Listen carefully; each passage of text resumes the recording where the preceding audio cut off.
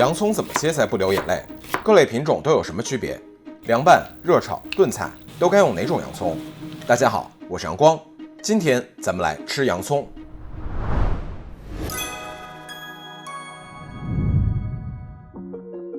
我们吃的洋葱并不是它的叶子，而是鳞茎，指的就是这种鳞片状、层层包裹的结构。洋葱能让人流泪的标志性辛辣细胞，其实来自于它的一种自卫机制。含硫氨基酸和催泪因子合成酶分别储存在洋葱细胞中的不同位置，平时相安无事，而当细胞结构被破坏，氨基酸与酶发生化学反应，产生挥发性很强的硫代丙醛 S 氧化物，刺激眼睛，产生流泪的反射。原理清楚了，那么我们如何避免切洋葱的时候流眼泪呢？我推荐4个方法。首先就是尽量用锋利的刀，这样只破坏切面的细胞，减少对周围细胞的压迫性损伤，相当于从源头上减少了催泪的硫化物。第二，这种催泪物质是溶于水的，所以刀上沾水再来切也能有效缓解。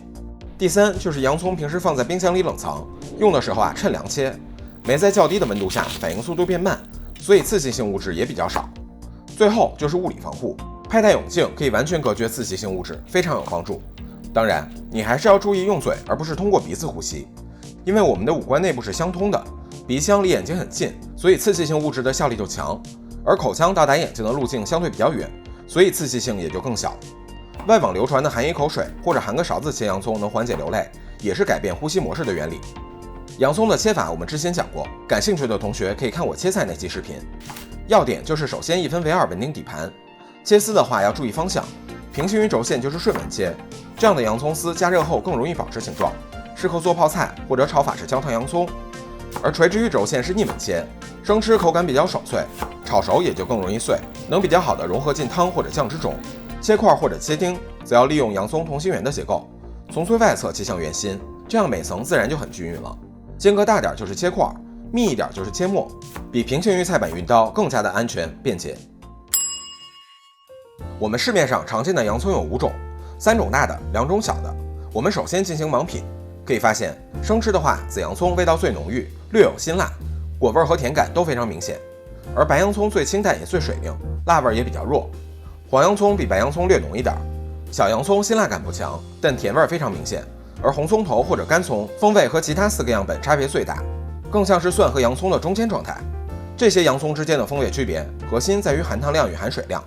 我们把这些不同的洋葱分别榨成汁，检测洋葱中的含糖量，每测一种就把榨汁机和糖度计都清洗一遍，避免交叉污染。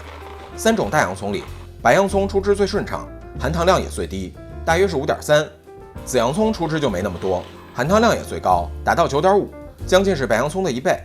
黄洋葱的甜度是6.8，介于两者之间，更接近白洋葱。这其实和我们刚才盲品的风味浓度顺序是一样的。而2种小型洋葱的含糖量明显更高，分别达到了13.7和19.0，甚至超过了苹果。其中红葱头的含水量明显更低，出汁非常困难。洋葱之间的蛋白质含量差别不大，所以含糖量越高，就意味着含水量越低，风味也就越浓郁。反之，含水量越高，味道也就越清淡。无论生吃还是煎炒、炖煮，都遵循这个规律。而洋葱的另一个评价维度则是颜色，紫洋葱和红葱头、小洋葱颜色都比较重，用烧热的糖醋水来腌制，可以做出非常漂亮的粉红色泡菜。但是用来炖汤或者慢炒，则会让成品带上奇怪的颜色。而白洋葱、黄洋葱则相对中性，做汤就没有这种问题。我们选洋葱的时候，要同时考虑风味和颜色2个维度。如果少量放在凉拌菜里提味儿，一定是紫洋葱或者小洋葱最合适。而如果是墨西哥salsa这种洋葱用量比较大的菜，则推荐风味清淡、水灵的白洋葱，和番茄、香菜搭配起来，颜色也更干净。快速的炒菜，大家可以根据食材的颜色搭配任意选择，比如洋葱炒鸡蛋，配着青红椒、木耳，用紫洋葱就比较好看，并不会明显掉色。但是炒黑椒牛肉，为了突出主角，我一般会用黄洋葱或者白洋葱。缓慢加热的代表莫过于焦糖洋葱。这道菜的原理其实是让洋葱中自带的糖分焦化，产生浓郁的风味和颜色，并不是真的加糖。